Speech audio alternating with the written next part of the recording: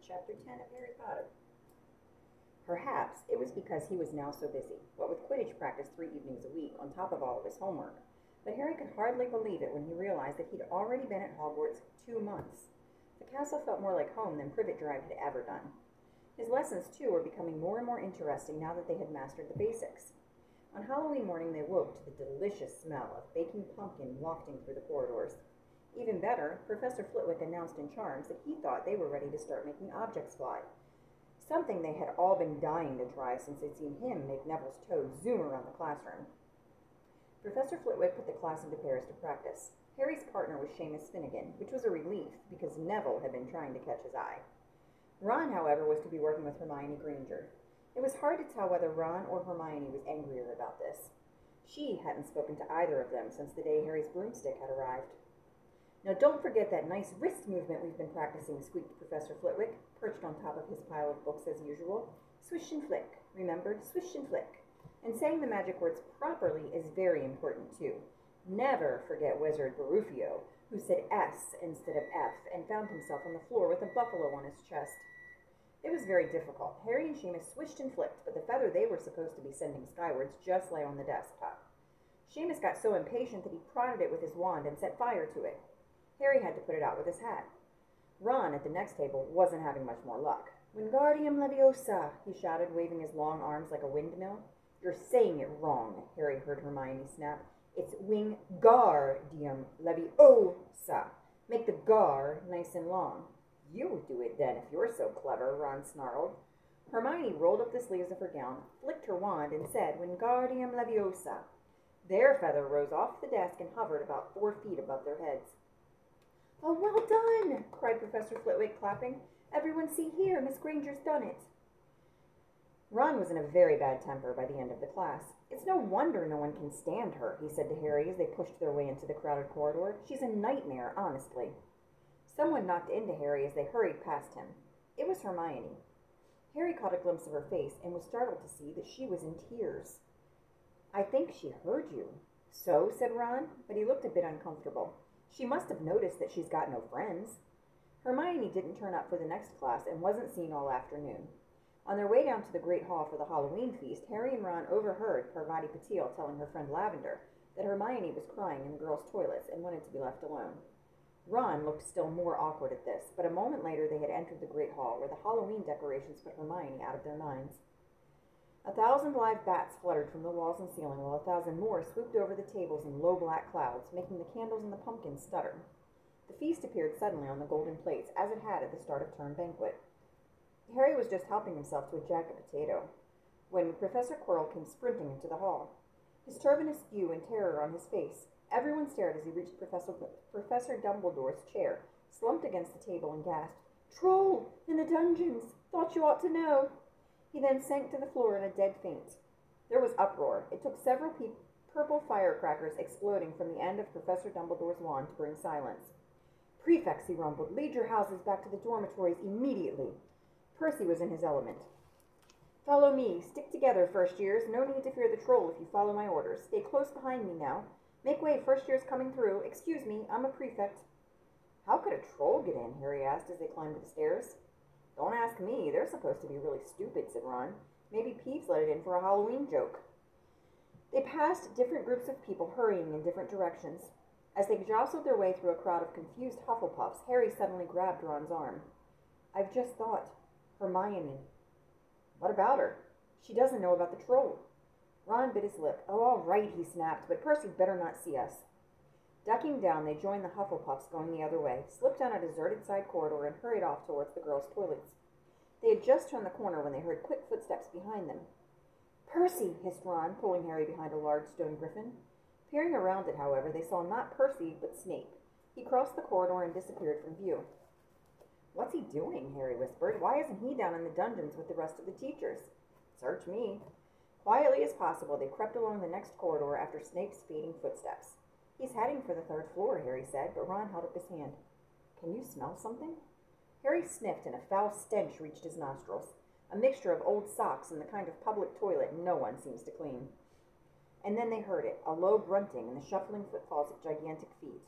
Ron pointed. At the end of a passage to the left, something huge was moving towards them. They shrank into the shadows and watched as it emerged into a patch of moonlight. Oh, it was a horrible sight. 12 feet tall, its skin was a dull granite gray, its great lumpy body like a boulder, with its small bald head perched on top like a coconut. It had short legs thick as tree trunks with flat, horny feet. The smell coming from it was incredible. It was holding a huge wooden club which dragged along the floor because its arms were so long. The troll stopped next to a doorway and peered inside. It waggled its long ears, making up its tiny mind, and slouched slowly into the room. "The key's in the lock," Harry muttered. "We could lock it in." "Good idea," said Ron nervously. They edged towards the open door, mouths dry, praying the troll wasn't about to come out of it. With one great leap, Harry managed to grab the key, slam the door, and lock it. Yes! Flushed with their victory, they started to run back up the passage, but as they reached the corner, they heard something that made their hearts stop. A high, petrified scream, and it was coming from the chamber they'd just locked up.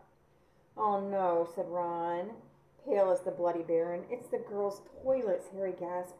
"Hermione," they said together. It was the last thing they wanted to do, but what choice did they have? Wheeling around, they sprinted back to the door and turned the key, fumbling in their panic. Harry pulled the door open, and they ran inside.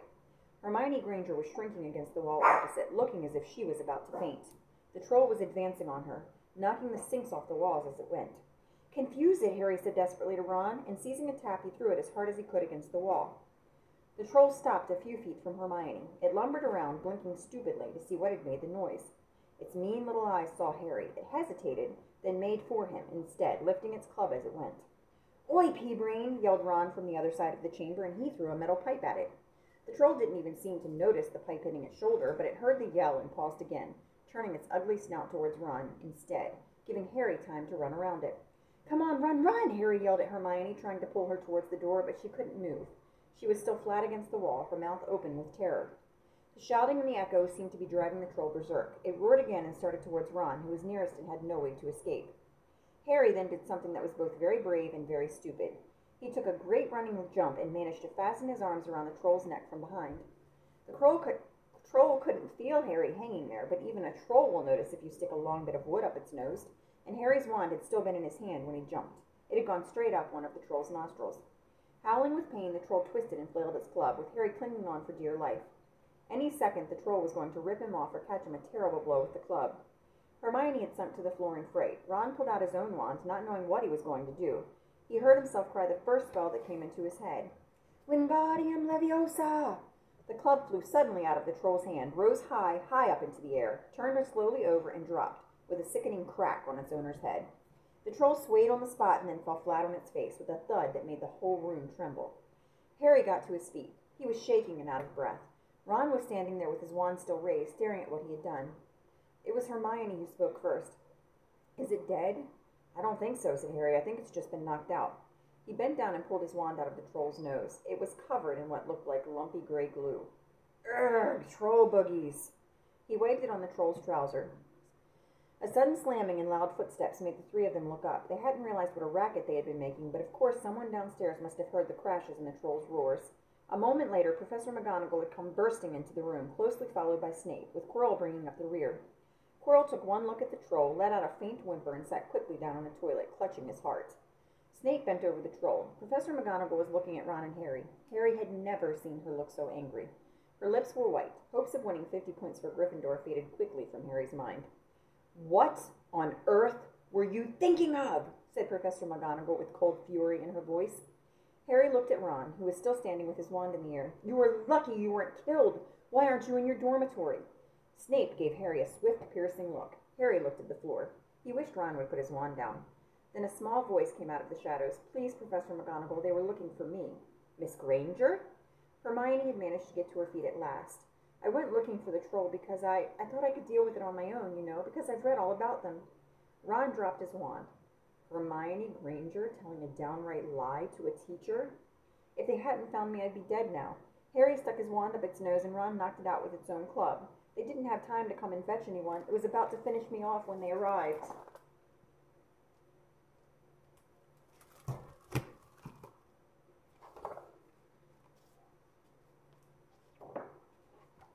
Harry and Ron tried to look as though this story wasn't news to them. "Well, in that case," said Professor McGonagall, staring at the three of them, Miss Granger, you foolish girl, how could you think of tackling a mountain troll on your own? Hermione hung her head. Harry was speechless.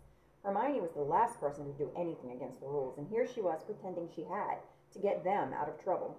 It was as if Snape had started handing out sweets. Miss Granger's 5 points will be taken from Gryffindor for this, said Professor McGonagall. I'm very disappointed in you. If you're not hurt at all, you'd better get off to Gryffindor Tower. Students are finishing the feast in their houses. Hermione left. Professor McGonagall turned to Harry and Ron. Well, I still say you were lucky, but not many first years could have taken on a full-grown mountain troll. You each win Gryffindor 5 points. Professor Dumbledore will be informed of this. You may go. They hurried out of the chamber and didn't speak at all until they had climbed 2 floors up. It was a relief to be away from the smell of the troll, quite apart from anything else. We should have got more than 10 points, Ron grumbled. 5, you mean, once she's taken off Hermione's. Good of her to get us out of trouble like that, Ron admitted. Mind you, we did save her. She might not have needed saving if we hadn't locked the thing in with her, Harry reminded him. They had reached the portrait of the fat lady. Pig snout, they said, and entered. The common room was packed and noisy. Everyone was eating the food that had been sent up. Hermione, however, stood alone by the door waiting for them. There was a very embarrassed pause. Then none of them looking at each other, they all said thanks and hurried off to get plates. But from that moment on, Hermione Granger became their friend. There are some things you can't share without ending up liking each other, and knocking out a 12-foot mountain troll is one of them. Newt Scamander's Guide to Trolls. Warning: trolls are bad-tempered, ill-mannered, unpleasant creatures, with little intelligence and no personality. They have a fondness for raw flesh and will gladly eat humans. Tiny, a troll brain.